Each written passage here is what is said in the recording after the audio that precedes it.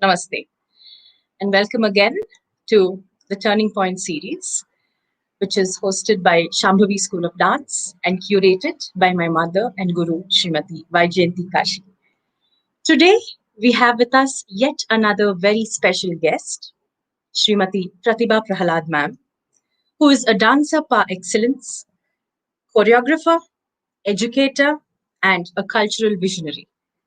As a culture multiplier, her exemplary work in showing Indian arts and artists on a global platform is profound and unparalleled in contemporary history.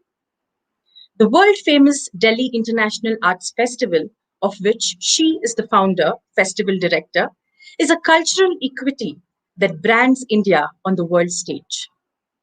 Earlier, she was also responsible for creating the Hampi National Tourism Festival and was the cultural convener of the Commonwealth Games 2010, which showcased an outstanding opening and closing ceremonies.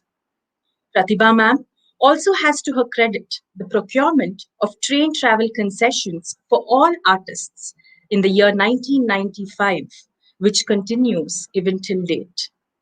She is a recipient of the prestigious PADMASRI Award and SANGEET NATAK Academy Award as well, apart from the several other prestigious awards that she has been conferred with.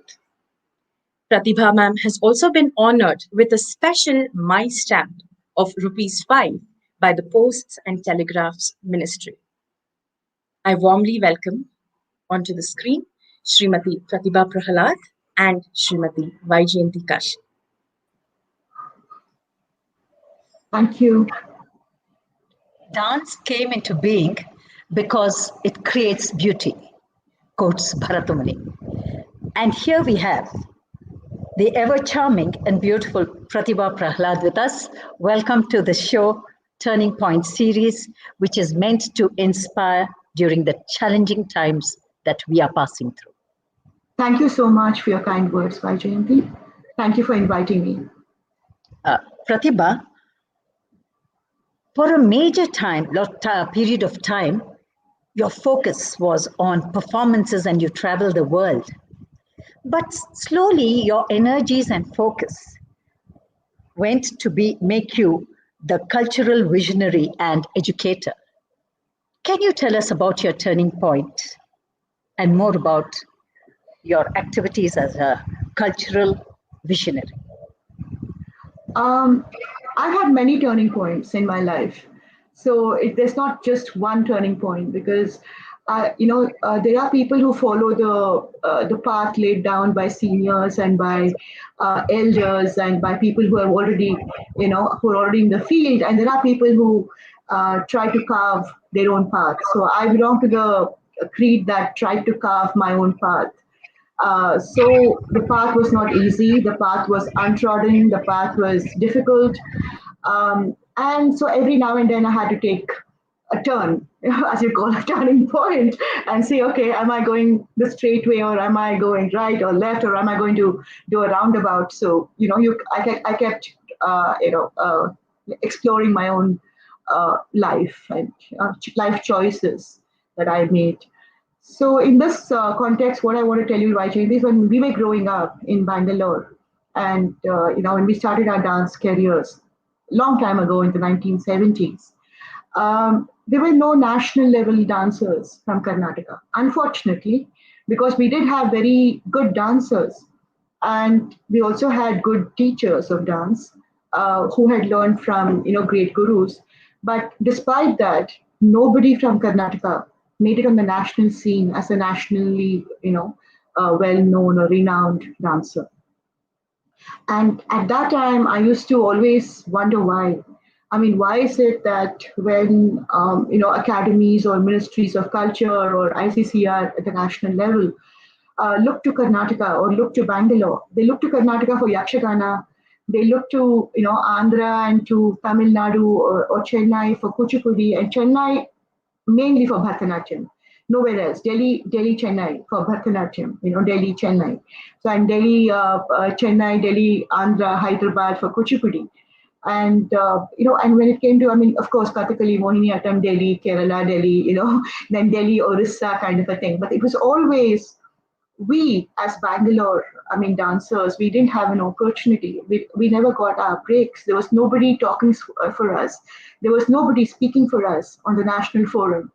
And those from Karnataka who went to, represent Karnataka on committees nationally always spoke for Chennai dancers or for Hyderabad dancers. And, they never ever spoke for dancers of Bangalore, who were also working equally hard and who were perhaps equally good.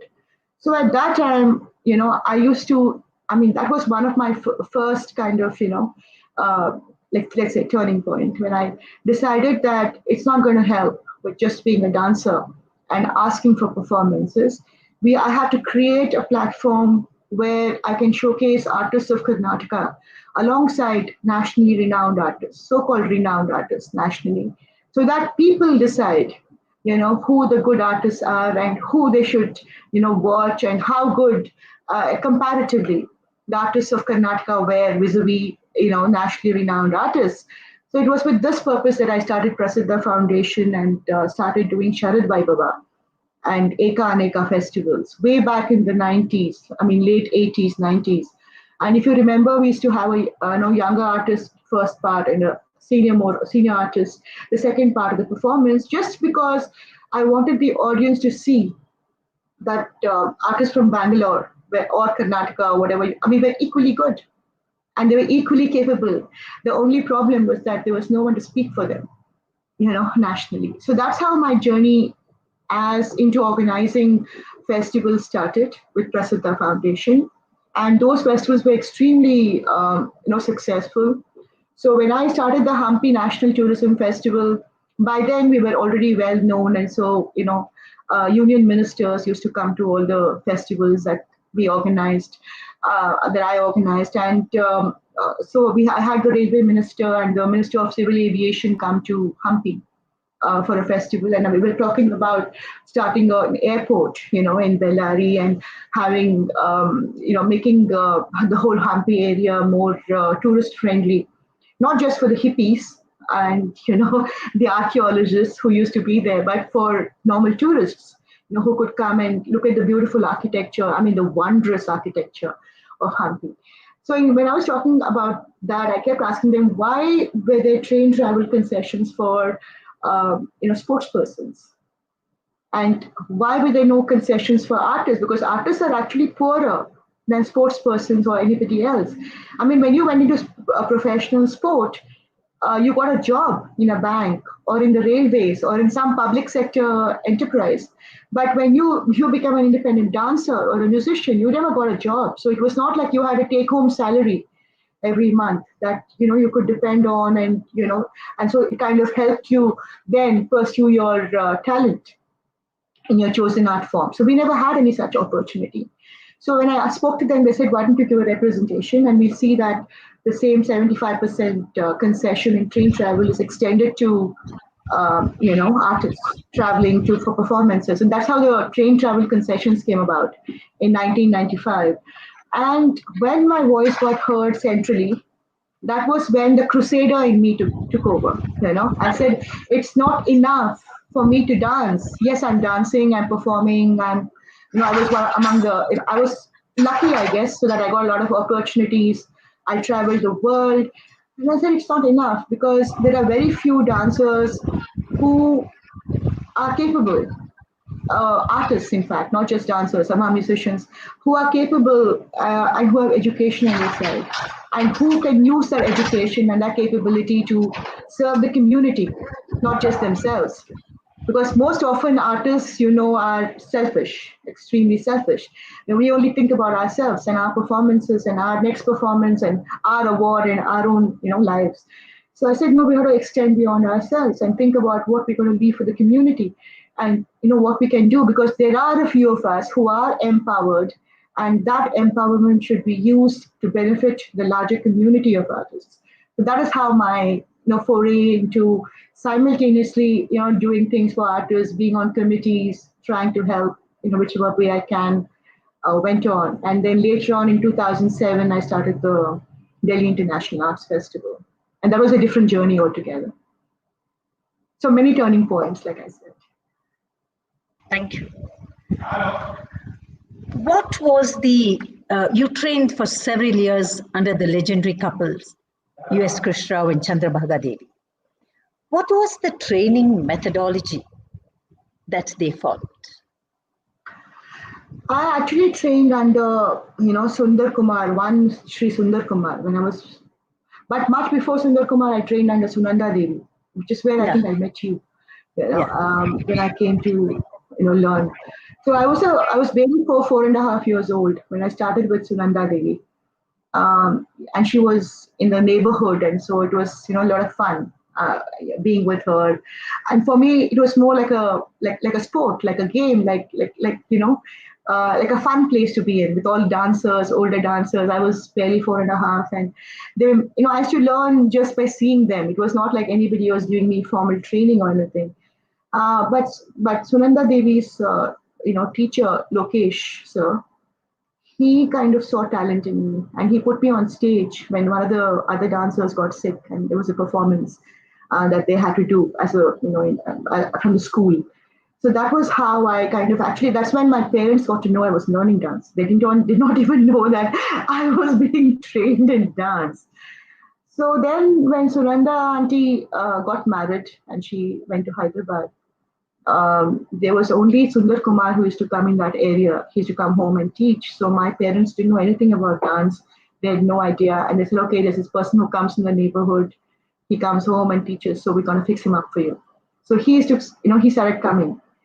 It just so happened that when I did my Ranga Pravesha, I was about 12 and a half. And Sundar Kumar, in fact, I did my Ranga Pravesha under Sundar Kumar. And I got extremely good reviews from PVK Shastri and Chandrasekhar, none of whom I knew at that time. And Saragrahi, I didn't know anything. I was far too young. So US Krishna Rao couple called me. I mean, they found out, who I was. And so they called my parents, in fact. And they told them that they were, Professor US Krishna Rao, Chandrabhaga Devi, so can they bring their daughter to see them? So that was how my first introduction to master, happened through, because he called my parents, and my parents took me to see them. So they looked at me and they said that, why don't you send her to us? She has talent, obviously, because she's got fantastic reviews, and all the great critics have said, that she's got a very bright future. So send her to us. I was young because I used to live in South Bangalore, and they used to live in Jai Mahal near Mount Carmel College. So my parents said she can't come that far. She's far too young, and we can't bring her to class, every week. But we'll see what can be done. So I joined Mount Carmel College a couple of years later, and then it became easier to go to Master's House because inside Mount Carmel College. So I used to go early morning, do my rehearsals there, and then go to college. And then after college, go back to Master's House, again do rehearsals, and then go home. So it was about 3 days a week initially. So what was the methodology? Now, since I was so raw in the sense that I had no exposure, I had to start learning. They knew I was a dancer. So the items that I did for my Arangetram were apparently taught by them to Sundar Kumar. I did Mani Chaikuna Radha, Shankarabharanam Varnam, and Shringara Lahari, and then Kapi Tilana. So I believe all these pieces were taught by them to Sundar Kumarji. So they said, it's fine. So all those items. So I didn't have to go back to learning Adubus or something. They started, taking me on and teaching me performance items. And very soon, within 6 months, I was part of their performance group of students who they also had, whenever they got a performance opportunity, they would put them on stage here and there. So I was part of that group.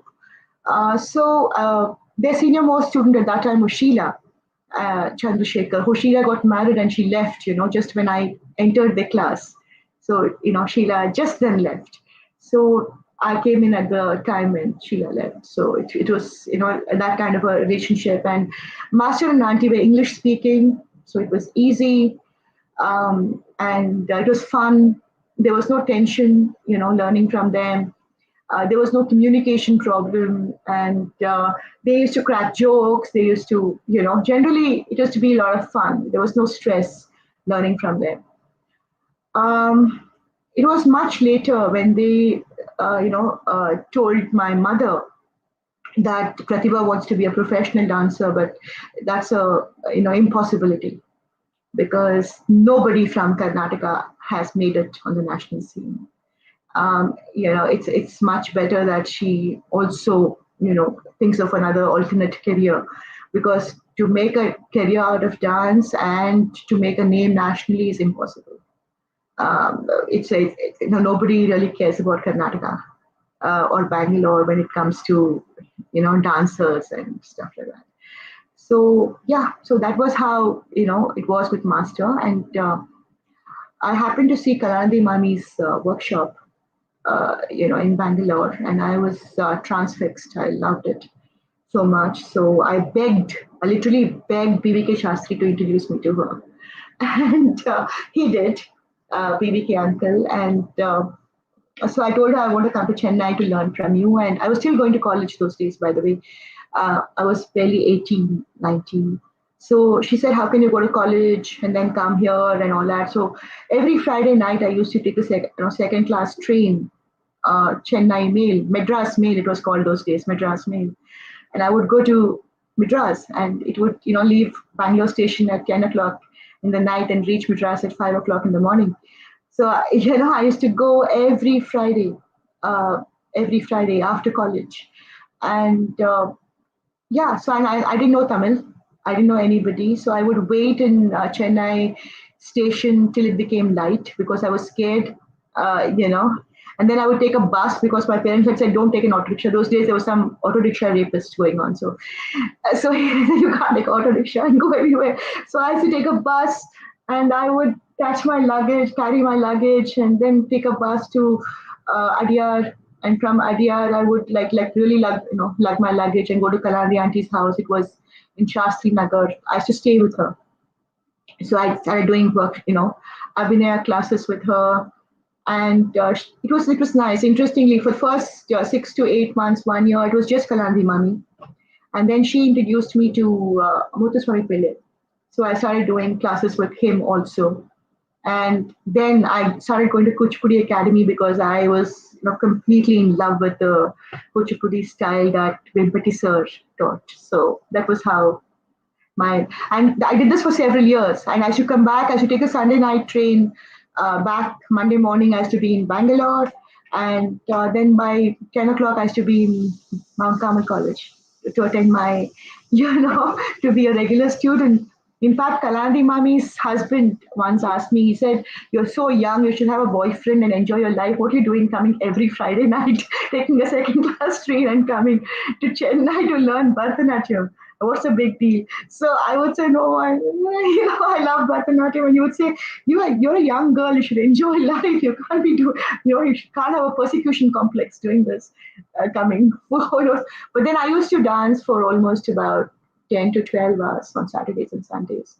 Before I had so many classes, Natuvangam, Kalani Mami's classes twice, and then Kuchipudi, and then Bharatanatyam. So it was a long, long, long day. And I would come back, and then I had to practice by myself for the rest of the week because all the teachers were in Chennai before I went back. So this was a journey I'll never forget because this is not something anybody else has done. I know it's a kind of a strange kind of a thing, but when I decided that I wanted to be a professional, this was the only way forward because I wanted to prove to myself that I could do it.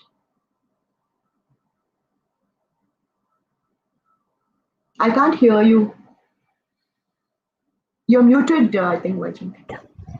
You have learned Bharatanatyam under USK, who had a global exposure because he was connected with Ram Gopal and all of them, and had a broad outlook because he was a chemistry professor. And they, as you said, they spoke English, and it was a very different scene. But you also learned under Padma Bhushan Vempati Chinnasatyam, who came from a very different background, from the village, though he was stationed in Chennai. So, can you tell us about the differences in their approach to dance? Yeah, so when you speak about Vempati sir, I would like to speak actually about the difference between Muthuswami Pillai and U.S. Krishna Rao, Okay. because Bharatanatyam, right? I mean, in the style of Bharatanatyam. When I went to Muthuswami Pillai, he spoke only Tamil with Hmm. broken English. He was from a traditional Natuvanad family. He was old. He was living in a one-room tenement in Mylapore behind the Kapalishwar temple, and he had clothes hanging in his room. He would be sitting there chewing pan, kind of a thing, and looking at me.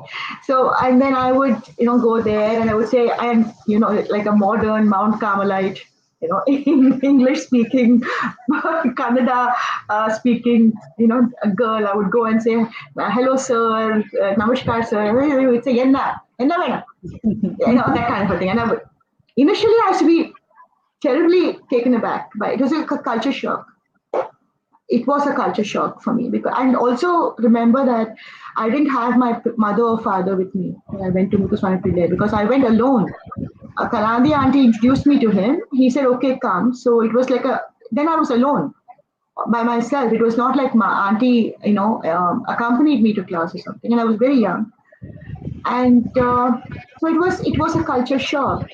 For a long time, I was trying to learn the language Tamil to try and understand what he was trying to say. But his approach to dance was extremely, extremely taxing and very, very different from, the Krishna Rao couple.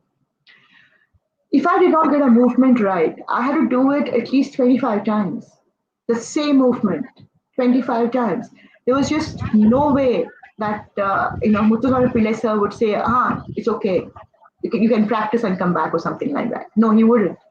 And his style was very different. His style was geometric.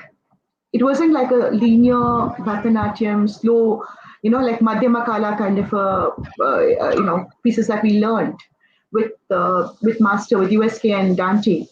Here it was extremely taxing. The advos were taxing. The rhythmic, portions were extremely taxing. There was a lot of turning, twisting, jumping, sitting down, getting up. So I had to train my body, to kind of endure that pain. It was extremely painful. I mean, it was not easy kind of a style to learn. It was extremely painful. But and he was very kind of nonchalant and matter of fact, and and he would condemn me easily, condemn me, and like he'd say that you're never going to learn. Forget about it. It was useless. So I had to prove to myself that I was not completely useless. That I that there was value and that I could practice, and so I would practice 10 times harder to just come back to him the following week and show him. And I think it took him about 6 months to 1 year when he started developing that kind of a huge liking for me. And then he started saying, "You're like a Xerox machine. Whatever I teach you, you just kind of capture and you go back and you practice and you come back. There's nothing that you can't, recall, because you are actually like a photocopy machine, like a Xerox machine." So I think, and well, I mean that. So then I became a star disciple, right? So I did a lot of performances with him, all over India. And then, of course, after that, we had started having problems, other kinds of problems, and there was this friction, and then all that, because there was a cultural problem. It was a cultural problem. We came from two different, kinds of families. I mean, I came from a modern, middle class, educated, nuclear family, and that was not part of my cultural ethos from where he had come from and what he thought was, commonplace or normal was not normal for me. So that, I think, was a friction. With Vempati sir, it was more professional. By the time I went to Vempati sir, he already had, I mean, he was already an established teacher. I mean, like Kuchipudi Art Academy, maybe I had 500 students, or I don't know how many it had at that time. I'm talking about in T Nagar, in Panagal Park. Shobha Naidu had just moved to Hyderabad, and Bala had just moved to So there was Shashikala and all of them were there at that time. They were the stars of the Kuchipudi Art Academy when I went to Venpati sir. So it was a different relationship. I mean, from 4 o'clock onwards, I would, do aduvos, aduvos, aduvos, aduvos, aduvos, aduvos, aduvos. And it went on for like 6 months doing aduvos, the whole thing for 2.5 hours, 3 hours. You go back, you can't even walk the next day.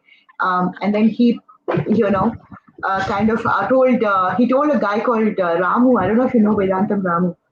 Yes. So somehow Master thought that Vedantam Ramu should teach me solo because I was already a solo Bharatanatyam dancer. He said, why should she be part of this group, doing this? So after about 3-4 months of doing that group, Aduo classes, he said, take her behind. There's to be small little huts, behind his main hall. We'll take her there and teach her and, train her separately because she's a dancer. She's a trained dancer. So that Ramu started teaching me, and Ramu was the saddest. I mean, he wanted me to do Mandi Adubo 150 times. And, he wanted me to do some other Adubo 200 times. So once he made me do Mandi Adubo, I don't know how many times, 100, 150 times, I think because I did it wrong or something. And so the next day, I was staying in Kalandi auntie's house. The next morning, I could not even wake up.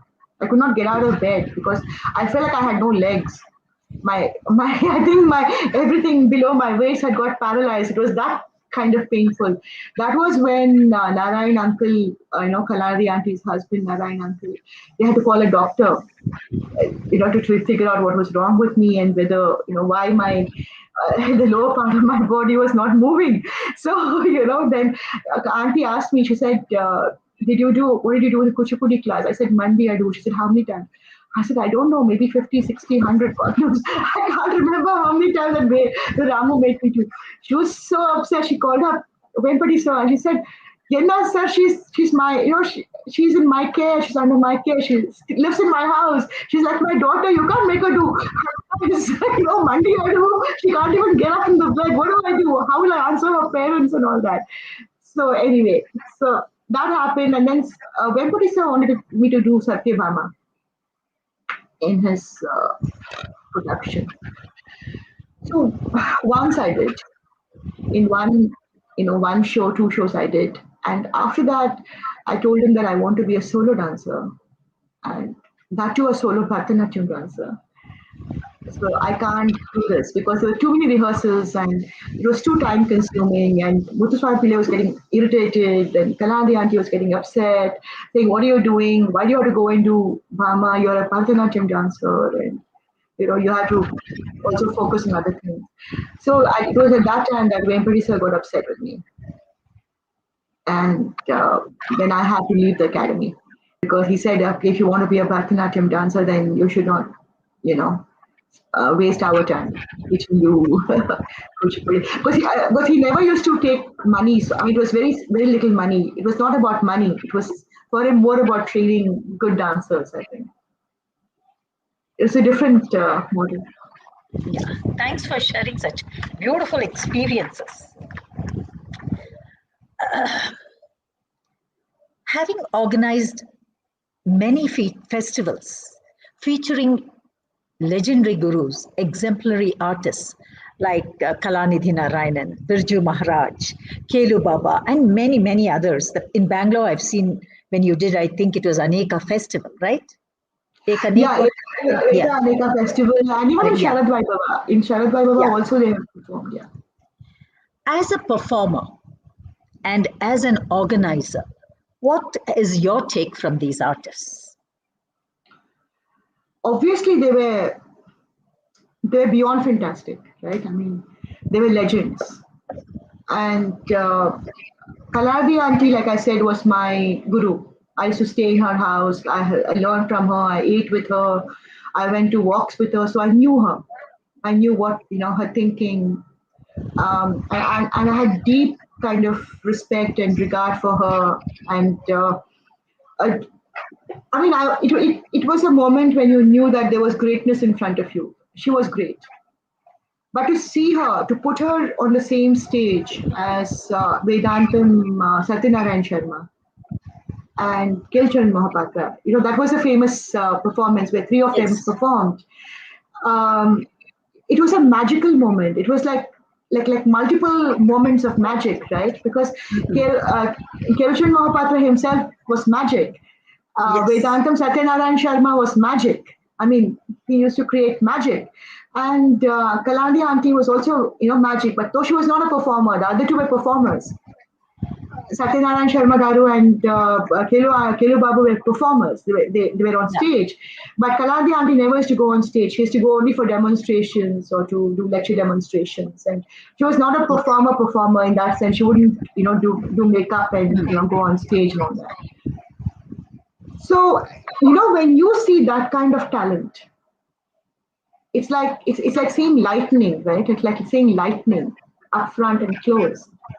When something changes intrinsically in you, something intrinsically changes in you, and you feel very little, very tiny in this whole, sphere of dance, the whole cosmos of dance. There's so much to learn, so much to, master, so much to perfect. So, we are all just tiny kind of, minuscules in that, in the great art, that we are attempting to be true to. So that's a very humbling kind of a moment. And I think that our generation, Vajayanti, was privileged to confront and to come face to face with that greatness and to recognize that greatness. Because when you recognize that greatness, then suddenly you're on a path to achieve something, you know, nearing that greatness, nearing that kind of perfection. So I say, okay, I know I can never be that, but I'll be somewhere near there. Let me try, let me practice. But if you start off your dance journey saying, I'm the greatest, I'm the best, I'm the most beautiful, I have learned all that I have to learn, my teachers are the best, everything is the best, then you really have nowhere to go. The path will be shown to you only when you see the path and you know that there's so much you don't know. If Exactly. you if you don't know that that you don't know, then there is no nothing to achieve, nothing to learn. Uh, so I think that really is the problem with the present generation because I, they haven't confronted those kinds of legends who were completely, totally absorbed in their art form, like legends who lived, yes. who lived the art form. I mean, who actually lived it. You just feel like a tiny speck in front of them. But then, you start thinking, okay, my guru, for everybody's a guru these days, right? So they all have gurus. So and I say, okay, my guru has taught me this, and this is the greatest. I'll do like this. I'll jump, I'll skip, I'll do a thing, I'll jump, and it's no, because dance was in stillness. It was not in movement. When you see the greats like Kalandi Narayanan or Venkateshan Satyam or Vedantam Satyanarayan Sharma or Kirucharan Mohapatra or even Birju Maharaji, you understand that their dance is in stillness, that everything was dancing around them. But it was not in jumping and skipping and hopping and doing Kirataratum a million times or doing Kadikinatum 200 times. No, it was not that kind of virtuosity. The dance happened in that stillness. And so I think it's very, very, very essential for dancers to understand that you have to be still to be able to allow your body the possibility of movement and dance, of exploring it. Lovely. I totally agree with you.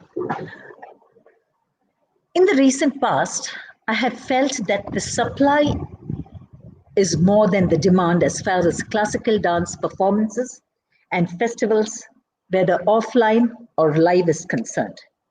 Probably we have reached a saturation point, which is obvious in the number of dwindling audiences for dance. What are your views in this matter? I think virtually we have reached a saturation point, like I said, because everyone is out there in the virtual space, either dancing or talking or doing workshops or or doing whatever they want to do, their new choreographies or whatever, and nobody has the ability or the, let us say, the stamina to watch it, because how much of that kind of stuff can you watch unless something is really special and something is really extraordinary? How much of it can you really go on watching? I mean, you can go on doing it. If you can call the same dance by 100 different names, doesn't change the dance. Because ultimately the dance is the same. You're calling it, I mean, I'm expanding frontiers, exploring horizons, fine. I mean, so whatever your horizon is, you're exploring that. Whatever your frontier is, you're exploring that. So how does it interest others, right? So I think the beauty is in the minimalistic kind of an approach. I think dancers have to get in touch with themselves first.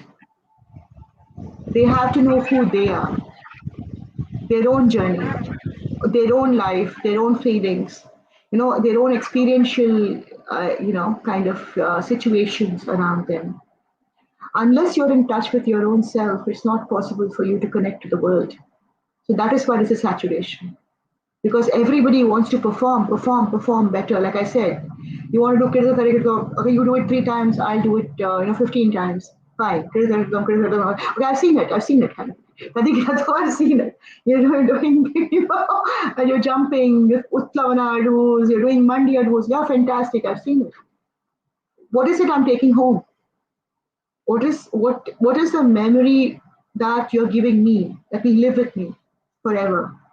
Like you and I are now talking about Vedantam Satyanarayan. While talking to you, I can still, visualize him standing like Bhama. Just that one Bhama. He's not dancing. Or writing Lekha. You know. There was nothing. You can just visualize him. I can visualize Kalandi Mami, doing Ene Ramu Endam. Or I hear some music, then I say, oh my God, Ninnu Chuchi. And I say, oh, I can remember her. I can remember every expression of hers, what she was doing. Vempati sir, I can remember his stances, his movements, the way he corrected. What is it that these people allow us to keep in our memory? I think about Kelucha and Mahapatra. I know Natahare. I can just see him doing it. Natahare. I can just see it. I can see it like I saw it yesterday. Though it was 10 years ago, 15 years ago, 20 years ago that I saw it. Or, either Natahare or Rati Sukasare or, Yahi Madhava. I can see it. So you have to give the audience something that they can remember you by. Apart from your, whatever else that you're trying to project yourself to be. So there has to be that special, X factor in you, which they can take away as this is a special thing about this particular artist, right? I mean, Pratibha Prahlad, how do we remember her? Vaijayanti Kashi, why do we remember her? It's something that is different and special and unique to us that we leave behind for people to remember us, if they should remember us, that is. So I think that for that you have to be in touch with your own self. You have to know who you are. You can't live somebody else's life. You have to live your own life. And only when you live your own life and you journey through the arts by yourself as who you are and face the obstacles that you have to face and then journey through those obstacles, only then will you realize the true meaning of yourself and what art means to you.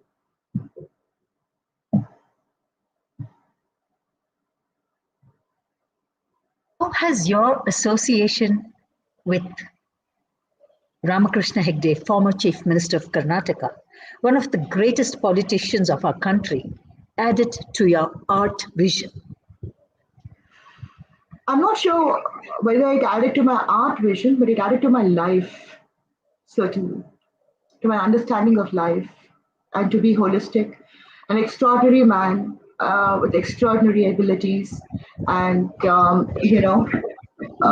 I knew what a man can be I mean, how refined, how cultured, how educated, how well mannered, how caring and understanding a person can be, a man can be, right? So I think it made me more of a feminist than I was earlier. It added to my becoming, more evolved as a feminist, and made me, maybe gave me the courage to make many choices that I made in my life, from then on, without really worrying about the repercussions of what other people said about me or thought about me. Because in somewhere I was insulated from what others think about me. It didn't matter to me. And I think that courage, I mean, a lot of it I got from my mother when I was younger. I obviously had that courage. And my father too, was responsible for making me the kind of, woman that I am. But I think, Ramakrishna Hegde contributed a lot in that journey of, Pratibha Prahlad realizing her own self.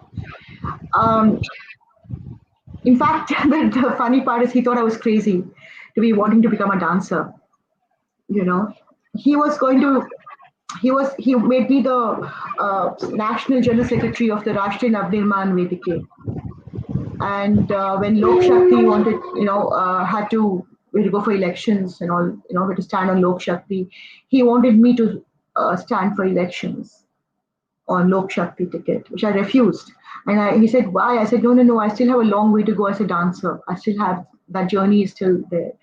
I have to fulfill my destiny, that destiny as a dancer. Only then can I go into politics. He thought I was foolish.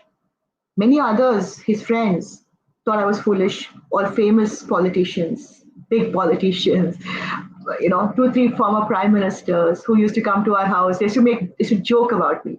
That Pratibha wants to be a Bharatanatyam dancer. She has an opportunity to get into parliament or something like that, and they would joke about me. And but I think somewhere Hegde admired that about me. The fact that I chose my own journey, that I didn't allow anybody else to choose that journey for me. Because when I met him as a dancer. I was already a dancer. So, I didn't change course. And I did not just get lured away by the power of politics or the glamour or the richness the richness, the wealth of, of some people and stuff like that. No, this was my journey. Like I told you, it was my road. And I had to go down that road myself. And I had to see for myself, I had to explore it completely. And I could leave it when I wanted to leave it, because for me, empowerment is a matter of choice, your own choice that you make for yourself, right? So the choice to be a dancer was mine. The choice not to be a dancer should also be mine. Nobody else's. I mean, if tomorrow I want to stop dancing, that choice should be mine entirely to make, not anybody else's or anything else. So that choice of the idea of empowerment and choice, I kept to myself. I keep it. I guard it. The freedom to do what I wish to do. This reminds me of Rukmini Devi Arunde.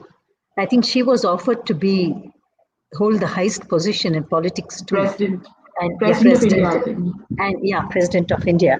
And she said no. And lucky that we have Kalakshetra because of that decision of hers. No, I think she'd already established Kalakshetra when she was being considered for to hold the office of president. But I think there were other personal problems that she had at that time, and she didn't feel ready because she had not undertaken a political journey. I mean, at least when you become that whole idea of baby, the constitution. Right? Yeah. And it was her baby, Kalakshetra. So I'm sure her soul or her spirit was with it. Maybe, yeah, maybe. I don't know. I don't know about it. What I've heard is that there were other compulsions that she could not. And then there were also other political players who did not, that the name was just floated and stuff like that. So there are lots of things in politics which we don't know. Yeah, which we don't know about. Yeah. Pratibha, I know that Jagadodharana, when you presented it, you stole Ramakrishna Hegde's heart. Really? Can I mean, you? is that in public domain? Yes. Yeah, I read it in your article, in one of the articles that I think in an Oh, I interview. see. Okay. Okay. So if we play this song for you, can you just do a little abhinaya of that? We'll play Well, that I for you. mean, I'm just sitting down and a lot of Yeah, restrictions because of, of all that's these okay. technology, and technology is not good for dancers. But Mukhaja abhinaya? Especially, I can try, but yeah, I Okay. can try, Pratiksha? but I don't think. Yeah, Pratiksha? I'll play the music.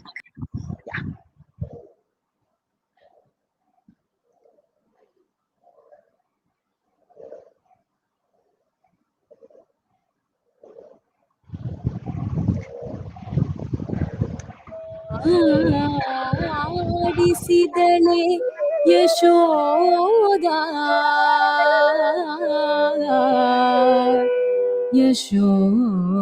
Yashoda Yashoda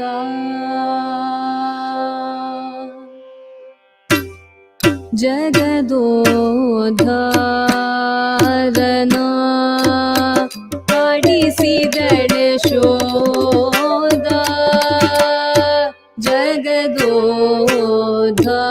ಜಗದೋದ್ಧಾರನ ಆಡಿಸಿದಳೆ ಶೋದ ಜಗದೋದ್ಧಾರನ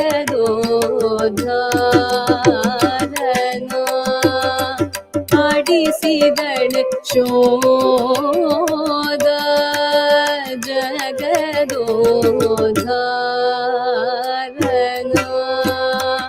ಆಡಿಸಿದಳೆ ಶೋದ ಜಗದೋದ್ಧಾರನ ಆಡಿಸಿದಳೆ ಶೋದ ಜಗದೋದ್ಧಾರನ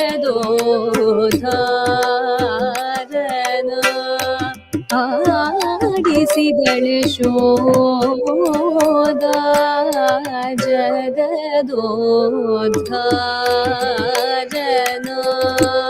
ಆಡಿಸಿದಳೆ ಶೋದ ಜಗದೋದ್ಧಾರನ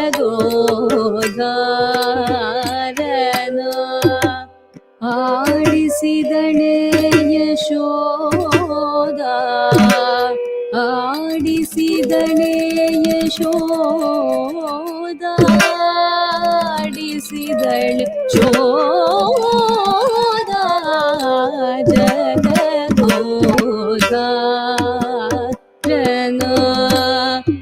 ಆಡಿಸಿದಳೆ ಶೋದ ಜಗದೋದ್ಧಾರನ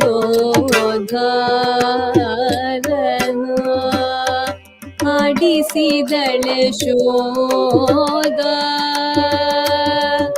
ಆಡಿಸಿದಳೆ ಶೋದ ಆಡಿಸಿದಳೆ ಶೋದ ಜಗದೋದ್ಧಾರನ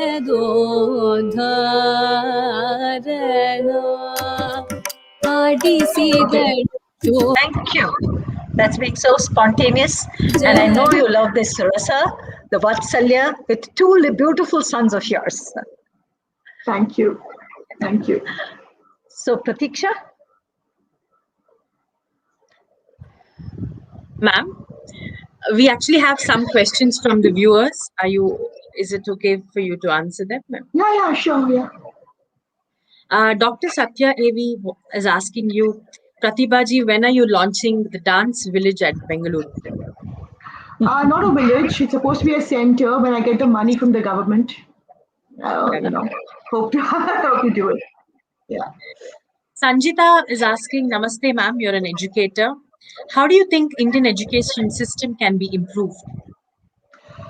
So we have a new national education policy 2020 that has just come into force.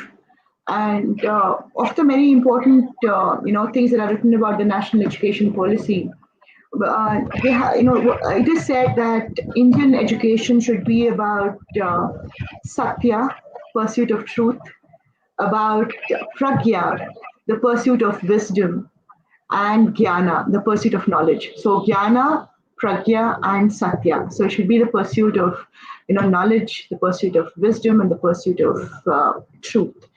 And somewhere we have lost, jnana, pragya, and satya in our formal education systems.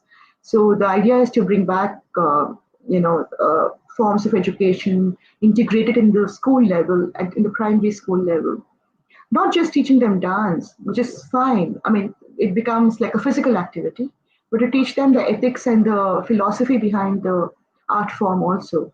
So we used to have a course called moral science when we were young, and later on there used to be a course called Indology, where people could study about Indian, culture and cultural traditions. But now we are saying that it should be a compulsory subject in all schools, whether they are English medium schools or vernacular kind of medium schools. So the national education policy hopefully will start operating by 2022 in some pilot schools, and by 24, 26, it should be part of the curriculum, which is being developed in many schools. There are a lot of debates and discussions around this already. In fact, even this morning I had a talk with the CBSE director who wanted me to speak to all the school principals about how to integrate systems.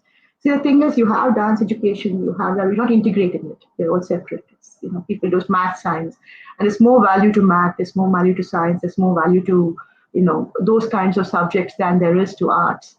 So children who also learn the arts give up and they start, pursuing, when the CBSE boards come, they don't do dance or they don't do music, which they have learned. They do more of the formal subjects. So the idea is to integrate that.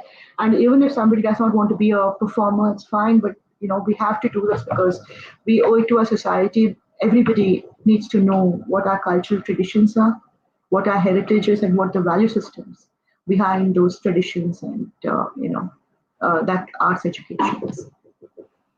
Lovely. Thank you, ma'am. There is Gururaj Vashisht who's asking, performance in temples or sabhas or festivals, what would be your choice? Also, what's your opinion of performing in sabhas during the December festivals?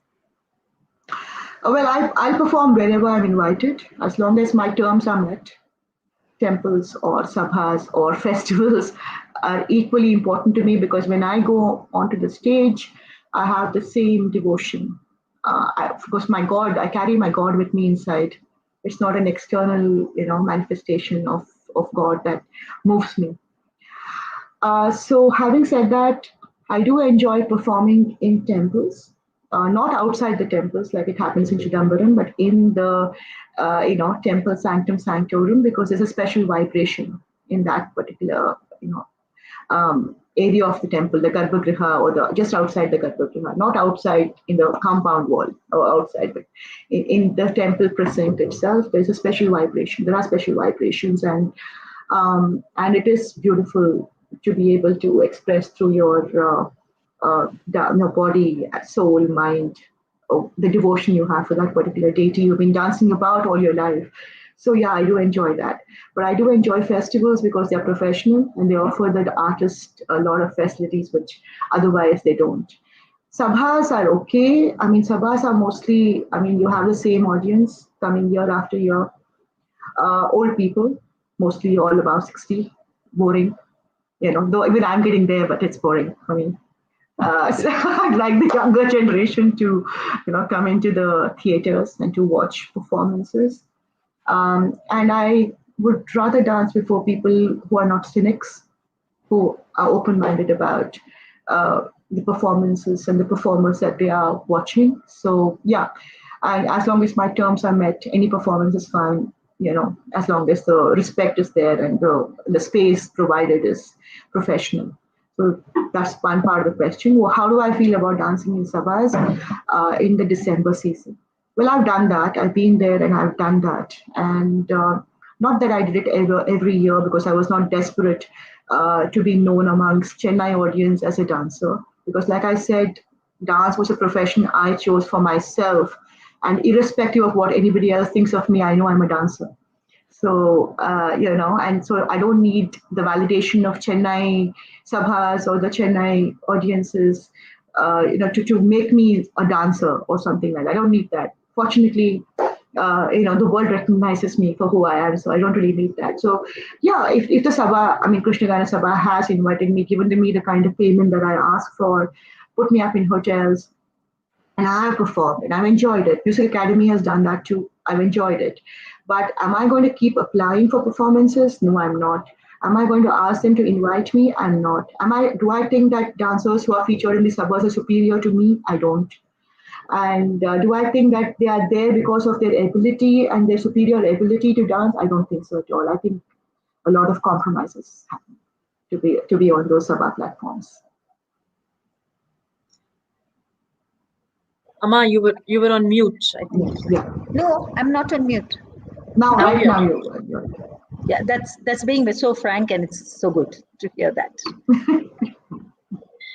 So, ma'am, now we come to a rapid round of questions, a few questions that we have today. What is your most cherished memory of Bangalore? I love Bangalore. I think of Bangalore as my home even today because I grew up in Bangalore. I went to school in Bangalore. I went to college in Bangalore. Everything about Bangalore, I love. I love the smell of Bangalore. I love the Mount Hannu of Bangalore. I love Aurekai, which you can't get anywhere else in the world. So yeah, I'm a through and through Bangalorean. I love the Karnataka people. I love Kannada language because the moment I listen to Kannada, I feel like I'm in the womb of my mother, and I feel safe and happy, and I really feel protected. So for me, everything else is like the big bad world out there where I'm fighting every single day. So I love Bangalore, and everything about Bangalore is special. Okay, ma'am. Out of the many awards that you have received, which is the dearest of all? In Hampi, I got the Astara Nartaki of Virupaksha temple in 1996, I think. Yeah, 1996. So when I started the Hampi Festival in 1995, it was huge. It was revolutionary. There was no national tourism festival of that kind. So by 1996, we had all the national channels, including Srubi and all, recording in Hampi and recording the festival, and we had 10, 15 ambassadors, who were there, who had come, ministers, like I already mentioned. So the Virupaksha temple, the first thing I would go when I went to Hampi for a recce, I used to go to for a recce many times with my team, Kaparna and the rest of the team. But whenever I went to Hampi, my first stop would be the Virupaksha temple. I would enter the temple, take the blessings of Virupaksha, and there were these pandits, who recognized me, and they would do a special puja for me. And I would ask Virupaksha to ensure that the festival went off well. And this happened. I mean, this it's a very personal journey. So I've gone several times over there, and I've done several. I know several times I've done this worship. So in 1997, I think, yeah, they gave me, a plaque which said that I was the permanent Asthana Nartaki of Hampi Virupaksha temple. And what does it mean? I don't know. But to me, it meant a lot. It just meant that God had accepted me. Wonderful. As an organizer, one festival that has had a lasting impact on you? Delhi International Arts Festival, obviously. It's the biggest and most challenging festival that I've ever been involved in. And I did for 12 years. And I was told by Sheila Dikshit then that no government can do the festival that you're doing. Why are you even doing this? Why are you attempting it?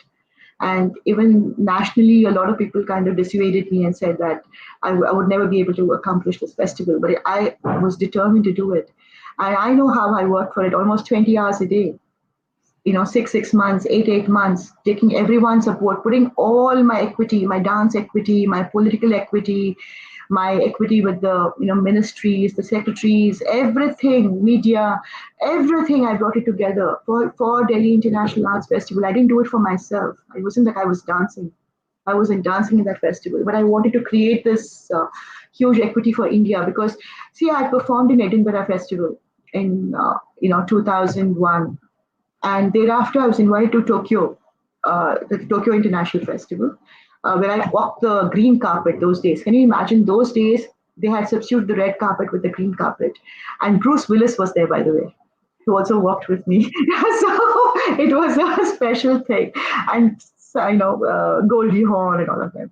So anyway, it's a huge festival and done so professionally. I performed in Adelaide Festival and in Brisbane Festival and I don't know in Victoria Hall, and the Alte Oper in Germany and Belgium. So why doesn't Delhi have a festival like this, where which is long drawn, which is multi-art, multi-venue, where people can go wherever they want to, whichever venue they want to, and that it would just spread over like 15 days, a month, or something like that, and that the whole city is buzzing, right? And then the whole city becomes a cultural city, like Scotland, and when you go, like Edinburgh, when you go, the whole city is buzzing. Nobody talks about anything but art. They're either talking about museums, or they're talking about performances, or they're talking about art. So I said, a city of art is a city of ideas. And when you have to have a city of art and ideas to be called a world-class city. Otherwise, you're just one small little village in this, in the global sphere, like a village, a frog, the frog in the well mentality.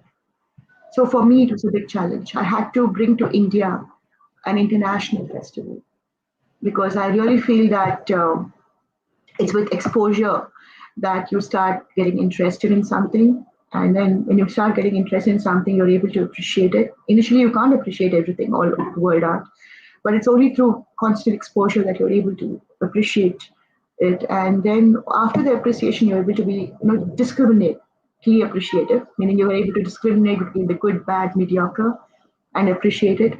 So your mind, your body, your eyes, your ears, your whole thought process changes.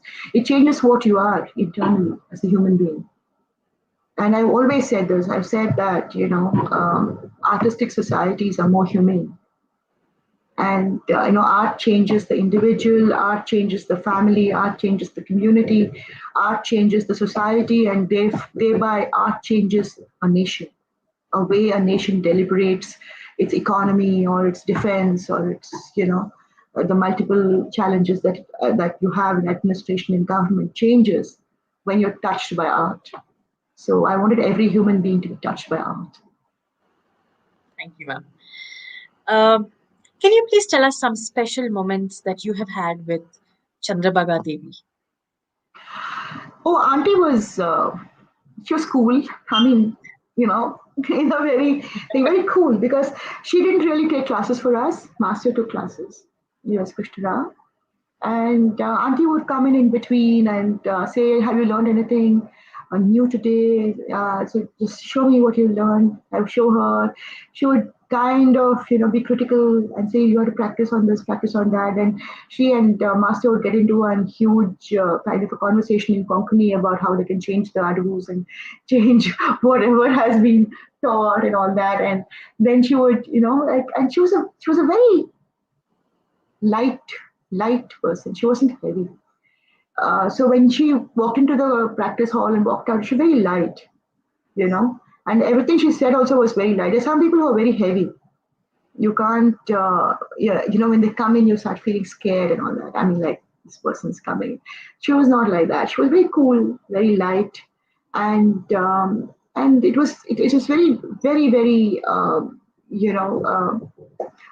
a warm and lovely relationship that one had with her. It wasn't a relationship where you thought that she was critical of you and she was judgmental of what you did or something like that. So in that sense, I mean, we were very, very, very heartbroken when she got cancer. And being the proud person that she was, she didn't want to meet anybody. She didn't want anyone to see her when she was going through the chemotherapy and all that. She didn't want anyone to see her. So I think we didn't see her for about 1.5, 2 years. She lost her life. If you were to become the cultural minister, what changes would you like to implement? Let me first become the culture minister, I tell you. That is not something that has been offered to me. So, if I do become, I'll let you know. Your message to aspiring organizers of cultural festivals? Well, my message would be, don't imitate, don't cheat, Don't go on copying. Don't call yourselves festival directors. It's a misnomer. Stupidity. Don't project yourself as something you're not, basically. I mean, you can get there. You can get there with work, with practiced kind of work, with learning, with seeing, with educating yourself. You can get there. The journey may take 5 years for some, 10 years for some, 15 for some others, but you have to be able to go through the journey to call yourself whatever you have to call yourself. You can't overnight start organizing, some mishmash kind of a program, 1 day program, 2 day program, 3 day program, and say, what is this? I'm the festival director. What are you directing? What is the festival? I mean, someone's doing Odissi, someone's doing Bharatanatyam, someone's doing Kuchipudi, fine. And somebody else is singing Carnatic, somebody else is singing Hindustani. Okay, fine, okay. What is the direction that you're doing to call yourself a festival director? So the festival director, like for example, Melbourne, Edinburgh, Tokyo, like I said, China, Shanghai, China, where I go. I've been going since 2012, to the China Shanghai Festival. Until 2019, I went. I mean, not gone to China after that. Of course, we'll not go to China. I mean, now for other reasons, but yeah. All these festivals have festival directors who are appointed for a period of time, like for say 3 years, 5 years or something. Now their responsibility, they're accountable for every single thing that happens in the festival. They're accountable for the artistic quality of that festival. If there's a lot of criticism about the artistic quality of the festival, then they have to resign from being festival directors, because all festival directors have to take the ownership for the artistic quality of who they put on stage, in what manner. It's not like, I'm going to put my friend or my friend's daughter on stage because she calls me next year, and I call her next year, then I become a festival director. Stupidity. Yeah, you're an organizer, it's fine. Your organization is presenting something like a festival, fine. There's a young dancers, professional dancers or professional musicians, young musicians, fine. But why you're an organizer, you're not a festival director. I mean, there's a difference between all these things. So you have to get there. You have to know the meaning of words. I told somebody in the political sphere some time back that what is the problem with India right now is that we have lost the meaning, the value of words. Every word has a certain value. Tuka antivi ನಾವು, tuka, bhala. ಏನ್ ಮಾತಾಡ್ತೀವೋ ಅದಕ್ಕೆ ತೂಕ ಇರಬೇಕು, ಅದಕ್ಕೆ ಬಲ ಇರಬೇಕು. There's a value for that word. So we have forgotten the value and we're using words which don't have that intrinsic value. So you have to bring back value to the words, and when you do that, then your journey will be beautiful, because then you're real. You don't have anything to hide, and you're not pretending to be somebody you're not. Like 90% of people are pretending to be somebody they're not. Then you don't have to pretend, and your journey will be beautiful. That's what all the spiritual gurus say also. Be real, be authentic, your journey will be beautiful. Don't do something which is against your true nature or true character. For dance also it's the same, because when you go on stage, you can easily make out when someone's faking it. Right? You just see a pose and you say, oh, this person's faking it. Or this person's real. Experiencing it. An artist is one who experiences it. A dancer is one who fakes it or imitates. So there's a difference. So every word has its tuka and bhala. So I think it's important to call yourself what you are. And by doing that, you're not diminishing yourself or diminishing anybody around you. You're just being real and honest. And like I said, it's a journey, and you may become a great festival director one day, which is fine, which is fantastic, which is what it should be after 10, 15 years, when you gather the experience of how to be a festival director, how to, bifurcate, dissect, discriminate, and all the other elements that come into place, put all of it together. So I think that's all I have to say. I don't have anything else to say to people who organize or festivals. You're a mother to twin boys. Can you please tell us one similarity and one stark difference that you see in them? So mine are fraternal twins. So they're, The similarity is that when they have to gang up against the mother, they are always together. so, so if one has a problem with me, the other also will have the problem with me. So they like, they're always together when they gang up against me. That's the only similarity they have. Apart from that, they're totally different in nature. One is very kind of outgoing, and the other one's very, very, like an introvert. So they have a extrovert, introvert kind of personalities. Thank you, ma'am. Highlights. Can you please share some highlights of the best conversation you have had with your mother? My mother passed away in 2001. Can you imagine? It's 20 years since she's gone. She's been gone. So it's a long, long, long, long time. But yeah, my mother, she was my worst critic, by the way. I must tell you, I never used to be frightened to dance before my gurus, but I used to always be frightened to dance before my mother because she never approved of me. I mean, she never approved of anything I did. Whether it be education or whether it be stock or whether it be the way I conducted myself or whether it be my dressing or whether it be my performance, she was always like, you can do better. That's all she said, you can do better. You can be better than that, whatever you did. And I would say, okay, so tell me something new. I came to that. I mean, but yeah, I think my mother made me a feminist. We don't really give value to our mothers who allow us to blossom, to think, act in the way that we do, because we take it for granted. We say, it's okay. So I was brought up this way. So when you say I was brought up this way, you're already taken for granted that everybody else is brought up the same way. It's only when when you come and see different peoples of different sections of society, different kinds of people from different, when you say, no, they were not brought up like me. So there must have been something special in the way that I brought up, that I've been told to think, that my originality blossomed, that she gave me. So I think my mother told me that I should never succumb to anybody. That like I told your mother earlier, that all the choices that I made were mine. And she said, you're responsible for the choices that you make. You can't put the blame on somebody else for failure. Success is yours, failure is yours. Own your success and own your failure. Because nobody else asked you to be a dancer. Nobody else asked you to be a single mother. Nobody else asked you to have a relationship with somebody. They are choices that you have made. And they're difficult choices.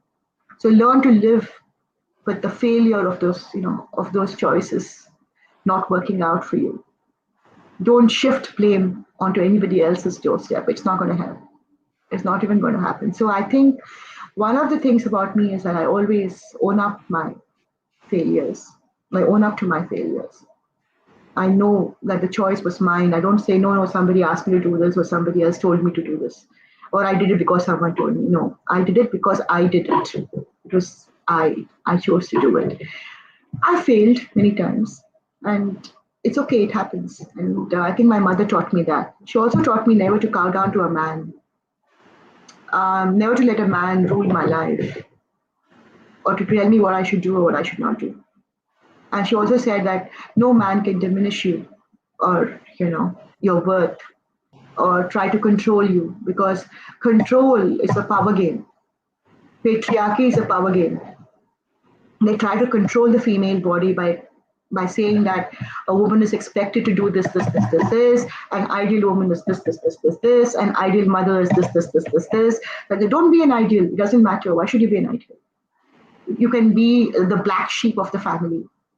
It's okay to be the black sheep of the family and to, carve your own journey. So I think I owe my mother all that. She made me who I am. She made me what I am. Wonderful lessons to learn, seriously.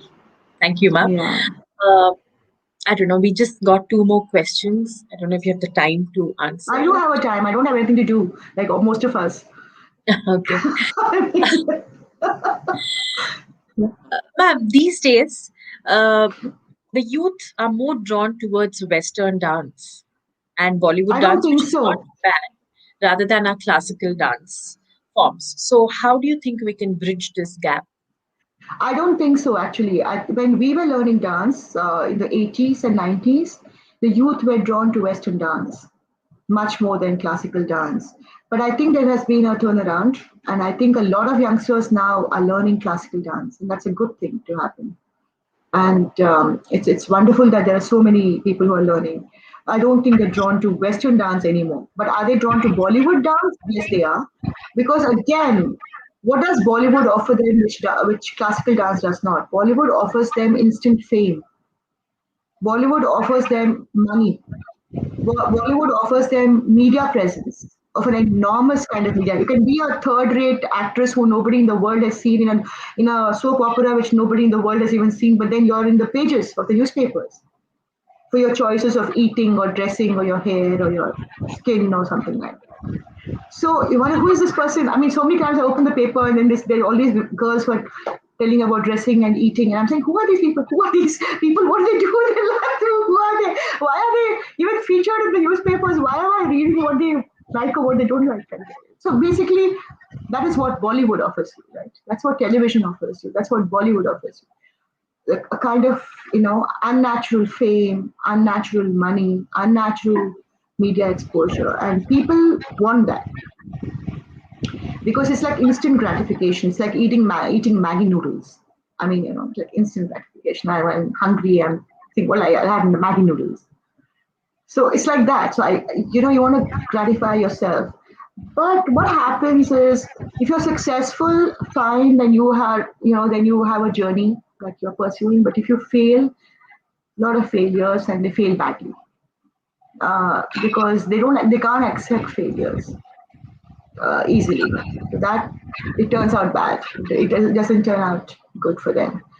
So that is why I think people are interested in Bollywood. And this Bollywood dancing, according to me, is the worst kind of dance anybody can do, because I find it so offensive. The body is unnatural, the face is unnatural, everything about the way they move is unnatural. Unless you're a Prabhudeva or something, or unless you're a Tiger Shroff, or unless you are Shahid Kapoor, then you're a really beautiful dancer, or you're a Madhuri Dixit. Unless you're that, everything else looks unnatural. But like Shahid Kapoor or Tiger Shroff or all those people have learned dance. Prabhudeva, they had a formal training. So without having formal training, wanting to do some sort of Bollywood dancing, I don't know. I mean, not my scene, and I don't even want to see it. It's too. I mean, for my aesthetic sensibility, it doesn't hold water. I just think it's too boring. I mean, that kind of dance. Yeah, you're muted, I think. Thank you, ma'am. We come to the last question for today. Could you please share your interaction with Pratima Gauri Bedi? Oh, she was a friend. Um, and as you know, Ramakrishna Hegde was responsible for giving her the land in Rityagram to start her dance school. So Pratima didn't have anything to stay on in the land when she first got it. She used to have a caravan kind of a thing, with this trailer caravan kind of a thing. She used to actually stay in one of those, and then Daksha and Daksha Sheth and her husband came to live with her with baby Isha. At that time, their child Isha was a small little baby. She was 1 year old. When they came to live with her. So Pratima, a lot times used to come and stay in my house, um, in Palace Orchards apartments. I was single and I had a spare room, so they kind of used it as coming going kind of a thing. From the airport, my house, then from there to Nityagram, then you come back, you go to a party, you want to change Pratibha's house, then sleep over Pratibha's house, drive to Nityagram, that kind of a thing. So we had a good relationship in that sense. Until I introduced her to a lady from Bangalore who wanted to work under her, who in fact literally begged me to introduce her to her, which I did. And that lady, Allah Mantara, kind of brought a friction between me and Pratima, which is what people do. Very insecure people, what do? They don't allow friends and friends and friends to have friends. They want to keep everybody away because they feel that somehow it's going to affect their own relationship with whoever they are. Anyway, the falling out between that lady and Pratima happened. So then Pratima started, but then by then Pratima's son committed suicide. So that was a tragic kind of a happening. It was a huge tragedy in Pratima's life, something she could never reconcile with, something she could never come out of. I mean, with the kind of person that she was, you would imagine that she came out of many, many things. She could deal with many things. She was an extremely strong and, willful kind of a woman. She could do a lot of things, but the tragedy of her son's suicide is something that she could never, ever, ever, ever reconcile. I think when you're a mother, you understand what that bond is. It's a different kind of a bond. Nothing else matters, in the wake of your children's happiness or their well-being. So I think that is when she set on her journey to Manasarovar, Kailash Manasarovar, because she wanted to connect with herself, understand why all this happened, this huge tragedy. And that was the same year that I was, pregnant with my children. She didn't even know I was pregnant. She just came to my house and she saw me and she told me she's going on this journey to Manasarovar, and she asked me why I was getting so fat. So I said, by the time you come back from Manasarovar, you will know why I was fat. So we'll just leave it at that. So she didn't even know I was pregnant. So she just went and, she lost her life. But she was a great person to be around. A lot of things you could learn from her. Her spirit for life and her enthusiasm and wanting to do things, wanting to accomplish things. Quite incredible.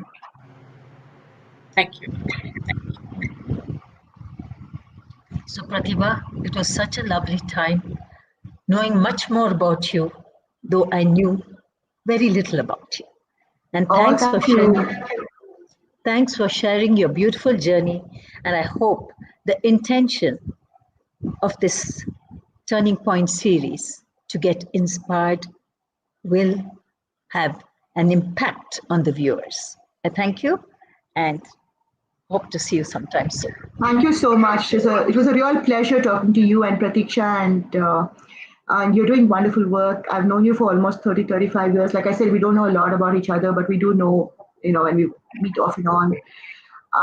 And it's always wonderful to speak to somebody who you've known for such a long time in your life, because somewhere along the way, some dots are connected here and there. And it's important in life to connect those dots. So thank you so much. Thank you. Thanks. Bye. Bye. Much more to learn, much more to introspect and make a difference. So thank you for being with us. Our speaker for tomorrow. Probably I won't say our speaker, I'll say our singer for tomorrow is Srimati Bombay Jayashree. Do join us, and any questions that you want, being a musician, I'm sure you have more questions than me because I'm a dancer. But in the musical aspect, if you have any questions, don't miss an opportunity. Thank you and Shubharatri.